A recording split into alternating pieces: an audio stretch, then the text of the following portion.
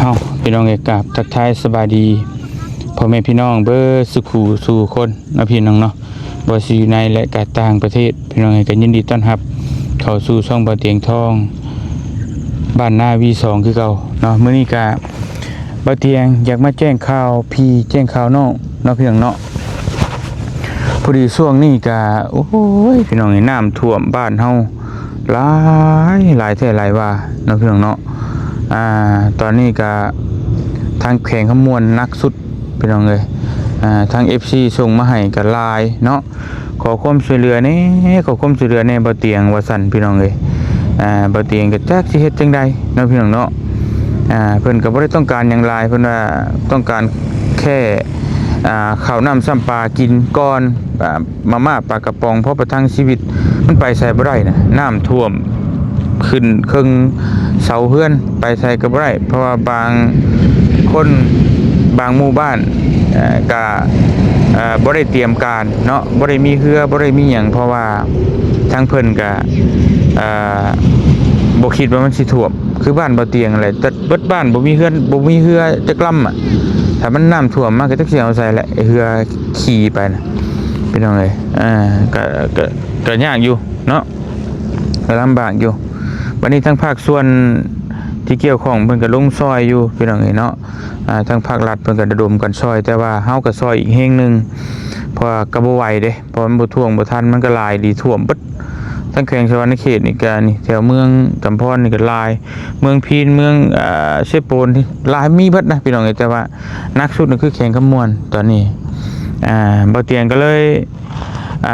ตั้งใจว่าสิระดมกันพี่น้องเอ้ยเนาะระดมกันคนละเล็กคนละหน่อยบ่แม่นระดมเงินระดมคำระดมมาม่าปลากระป๋องข้าวสารอาหารแห้งนะพี่น้องเนาะก็ผู้ใดอยู่ใกล้แถวนี้ก็ซอยกันเนาะซื้อมาม่าปลากระป๋องมาให้บ่เตียงก็ได้พี่น้องเอ้ยบ่เตียงบ่อยากเปิดรับบริจาคบ่อยากเอาคิวเอาโค้ดมายังขึ้นบ่อยากระดมเงินนะเดี๋ยวมันสิมีปัญหาอีกมีแต่เอาระดมสิ่งของบ่เตียงสิไปเองบ่เตียงสิเดินทางไปเองโดยที่บ่มีเงินมาจะกีบจะบาทก็ได้มีแต่เอาเครื่องมาให้บ่เตียงมีเครื่องเต็มรถแล้วบ่เตียงไปตอนนี้ก็นัดกันหลายคนเนาะทาง FC เพิ่นอยู่ทางสวรรณเขตนี่ก็เพิ่น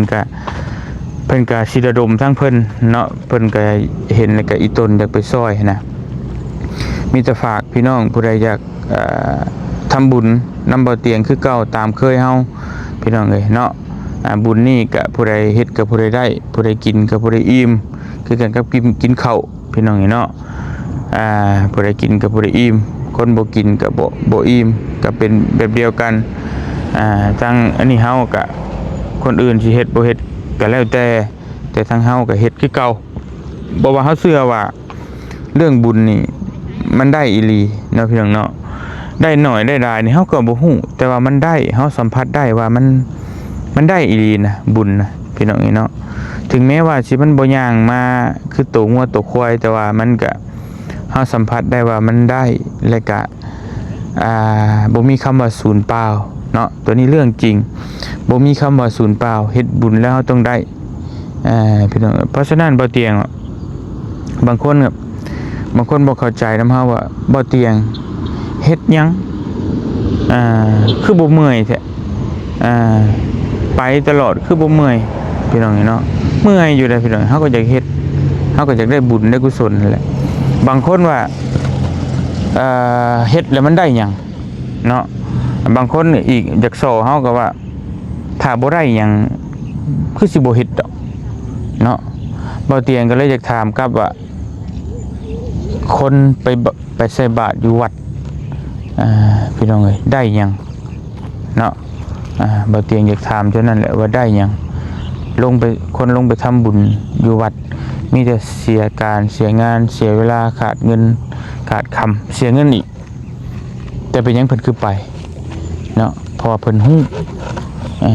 พี่น้องเอ้ยมาแต่ทางใดดิไปหน้าโอ้โดยขอบใจแล้วก็FC เพิ่นทักทายพี่น้องเนาะแล้วก็ มาต่อเรื่องที่ว่าเฮ็ดแล้วมันได้หยังนั่นแหละก็คือบ่เตียงว่าก็คือได้บุญเนาะบ่มีไผปฏิเสธได้ว่าเฮาเฮ็ดเฮาให้แหละมันสิได้บาปผู้ใดก็เชื่อกันแบบนั้นตามศาสนาพุทธเฮานะซึ่งมันบ่มีหยังดีไปกว่าการแบ่งปันน้ำจิตน้ำใจให้กันแต่ว่าบางคนมันก็บ่มีเวลาบ่มีเวลาไปมีเงินแต่บ่มีเวลาเนาะตัวนี้แหละ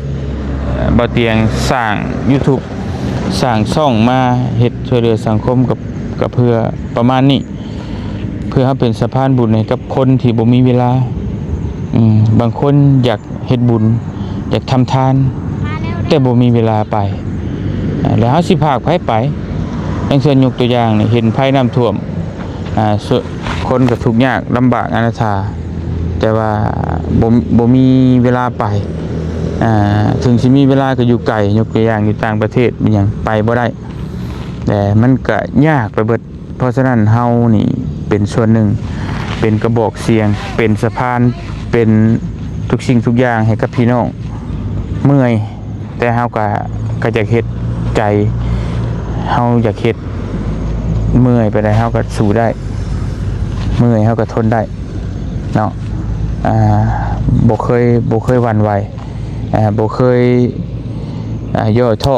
กับสิ่งที่มันเกิดขึ้นทุกสิ่งทุกอย่างเฮาฮู้ว่าเฮาเฮ็ดเฮาได้คือกันกับบ่เตียงบ่ว่าผู้ใดกินคือกันกับกินข้าวผู้ใดกินกับผู้ใดอิ่มมันบ่ได้ไปอิ่มท้องคนที่บ่ได้กินเนาะเฮากินเฮาก็อิ่มคือกันเฮ็ดเฮาเฮ็ดบุญเฮาเฮ็ดเฮาก็ได้ FC ผู้เฮ็ดนำบ่เตียงเพิ่นก็ได้ผู้บ่เฮ็ดเพิ่นก็บ่ได้อันนี้เฮาต้องยอมรับความเป็นจริงเนาะว่ามันเป็นแบบนี้เฮาคนใดเฮ็ดคนนั้นก็ต้องได้บ่ต่างกับคนใดเฮ็ดดำนาเพิ่นก็ได้กินข้าวคนหนึ่งนอนอยู่เถียงนาเพิ่นก็บ่ได้กินคนขี้ข้านก็บ่ได้คนดุก็เพิ่นก็ต้องได้เงินได้คำเพิ่นเฮ็ดเวียกเฮ็ดงานเช่นเดียวกันทุกสิ่งทุกอย่างเป็นอย่างนี้เนาะมันเกิดขึ้นโดยที่เฮาบ่ฮู้แต่ว่าเฮาสัมผัสได้เนาะว่าเฮานี่เฮ็ดนี่ได้แท้เรื่องบุญถ้าเฮาเฮ็ดแนวบ่ดีเฮาก็ได้แท้พี่น้องบ่เตียงก็ฮู้มาเบิดศึกษาธรรมะมาเบิดในเรื่องนี้และหลายคนก็คือสิเข้าใจและก็เก่งกว่าบ่เตียงไปตัวไผบ่ได้ดอกเนาะพี่น้องเนาะคือคนเก่งคือคนเรียนสูงจบสูงกว่าบ่เตียงหันหลาย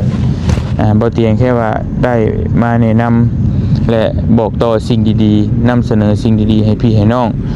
ได้รับได้ฮู้ว่าบ่เตียงสิไปเนาะเมืองแถวเมืองสนามไส้แล้วก็อีกหลายเมืองนะแข่งขมวนนี่แหละส่วนผู้ใดสิทำบุญหรือบ่ทำผู้ใดบ่อยากทำหรือบ่มีกำลังทรัพย์กำลังทุนก็เบิ่งคลิปบ่เตียงเบิ่งโฆษณาบ่เตียงก็ได้ก็ถือว่าช่วยบ่เตียงโดยปริยาย